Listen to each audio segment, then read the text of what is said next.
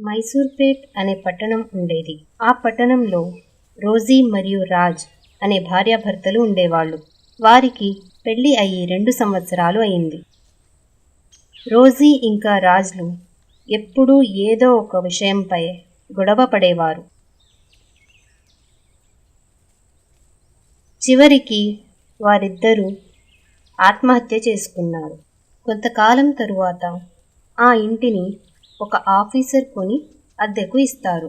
మరోపక్క గూడూరు అనే గ్రామంలో నవీన్ అనే యువకుడు ఉండేవాడు. నవీన్ ఇంట్లో ఉన్న కష్టాల కారణంగా తన చదువును మధ్యలో ఆపేసి పట్టణానికి ఉపాధి కోసం వెళ్తాడు. నవీన్కి మైసూర్పేట్లో ఉద్యోగం దొరుకుతుంది. అతను ఇంటి కోసం వెతుకుతూ ఆ ఆఫీసర్ని కలుస్తాడు. ఆఫీసర్ నవీన్కి తన ఇల్లు అద్దెకు ఇస్తాడు. ఒకరోజు నవీన్ కిచెన్లో ఉండగా హఠాత్తుగా దూరంగా ఉన్న ఒక గిన్నె కింద పడిపోయింది. అరే, ఆ గిన్నె ఎలా పడింది? బహుశా సరిగా పెట్టలేదేమో నేను. ఇంకో రోజు ఒక రూమ్ తలుపులు చాలా గట్టిగా కొట్టే శబ్దం వస్తుంది. నవీన్ వెంటనే వెళ్ళి చూడగా ఆ రూమ్లో ఎవరూ కనిపించరు. ఇదేంటబ్బా, తలుపు ఎవరు కొట్టినట్టు? బహుశా బల్లి అయి ఉంటుందిలే. అలా అంటూ నవీన్ పట్టించుకోకుండా ఉంటాడు. మరుసటి రోజు నవీన్ టీవీ చూస్తూ ఉండగా ఆ గదిలో నుంచి గజ్జెల శబ్దం వస్తుంది. నవీన్ వెళ్ళి చూడగా ఏమీ ఉండదు. బహుశా గజ్జల శబ్దం టీవీలో నుంచి వచ్చిందేమో. ఇలా ప్రతిసారి నవీన్ ఏదో పొరపాటుగా శబ్దాలు వచ్చాయి అనుకొని పట్టించుకోకుండా ఉండేవాడు.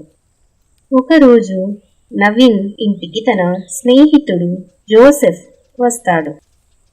నవీన్, ఇల్లు చాలా బాగుందిరా, నేను కొన్ని రోజులు ఇక్కడే ఉంటాను. సరేరా, నీకెన్ని రోజులు కావాలో అన్ని రోజులు ఇక్కడే ఉండు.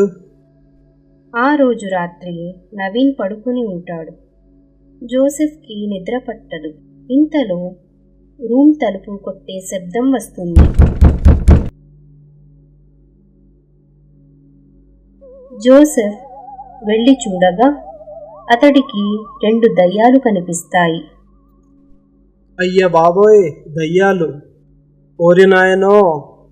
అరే నవీన్, దయ్యం రా బాబోయ్! అలా అంటూ పెద్ద పెద్దగా అరుస్తాడు. అరే, ఏమైందిరా? ఇంత రాత్రిపూట లేచి దయ్యం అంటావేంట్రా? నిజమేరా, ఆ రూమ్లో దయ్యాలు ఉన్నాయి. దయ్యం లేదు, ఏమీ లేదులే. నీకు నిద్ర సరిగ్గా పట్టక ఏవేవో ఊహించుకుంటున్నావు. అక్కడ ఎవరూ లేరు, రా పడుకో. జోసెఫ్ నమ్మలేకపోతాడు. తను చాలా భయపడిపోతాడు. అరే జోసెఫ్, నేను ఇప్పుడే వస్తాను, నువ్వు ఇంట్లోనే ఉండు. సరేరా, కానీ త్వరగా రా.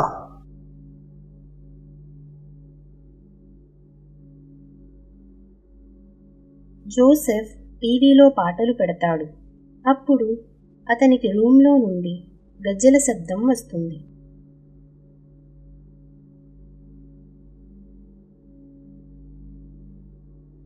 భయంతో వెళ్ళి చూడగా 2 దయ్యాలు పాటకి డాన్స్ చేస్తూ ఉంటాయి. ఇంతలో కరెంటు పోయి టీవీలో పాటలు ఆగిపోతాయి. దయ్యాలు 2 కోపంతో జోసెఫ్ మీదకు వస్తాయి. వామ్మో, కాపాడండి, హెల్ప్ హెల్ప్! అప్పుడే నవీన్ వస్తాడు. అరే, మళ్ళీ ఏమైందిరా? ఒరేయ్, నన్ను నమ్మరా, 2 దయ్యాలు డ్యాన్స్ చేస్తున్నాయిరా. పాట ఆగిపోగానే నా మీదకు వచ్చాయి. అరే, అలాంటిది ఏమీ లేదులేరా, నువ్వు పద. ఇంకా నవీన్కి అనుమానం వచ్చి ఓనర్ని కలుస్తాడు. సార్, మీ ఇంట్లో ఏదో వింత వింత శబ్దాలు వస్తున్నాయి. ఇంకా నా స్నేహితుడు అయితే దయ్యాలు కూడా కనిపిస్తున్నాయి. కాస్త మీరు విషయమేంటో కనుక్కోండి. సరే బాబు, నేను కనుక్కుంటాను, మీరు జాగ్రత్తగా ఉండండి. ఆఫీసర్కి రోజీ ఇంకా రాజ్ల విషయం తెలుస్తుంది.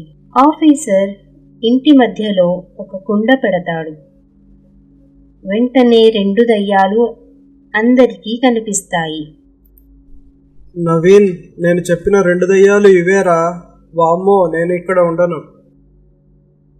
ఆగు జోసెఫ్, సార్ ఉన్నారుగా.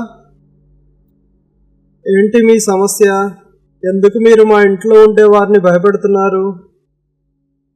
మీరు చనిపోయి చాలా సమయం అయింది. మీరు ఇంకా ఇక్కడే ఉండాలి అనుకోవటం ప్రకృతి విరుద్ధం. నేను మీకు ముక్తి కలగడానికి పూజ చేయిస్తున్నాను. నువ్వెవరు మమ్మల్ని పంపేయడానికి? ఆఫీసర్ వెంటనే ఆ 2 దయ్యాల మీద నీళ్లు జల్లుతాడు.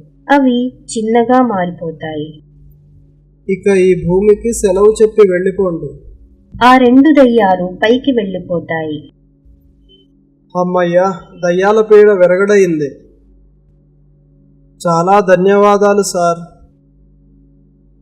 థ్యాంక్స్ ఎందుకు నవీన్, నేనే మీకు సారీ చెప్పాలి. ముందే నేను ఏమైనా ఇలాంటివి ఉన్నాయేమో గమనించి పరిష్కరించాల్సింది. ఇకపై ఈ సమస్య ఉండదు. అప్పటి నుంచి వారు ఇంట్లో హాయిగా ఉండేవారు.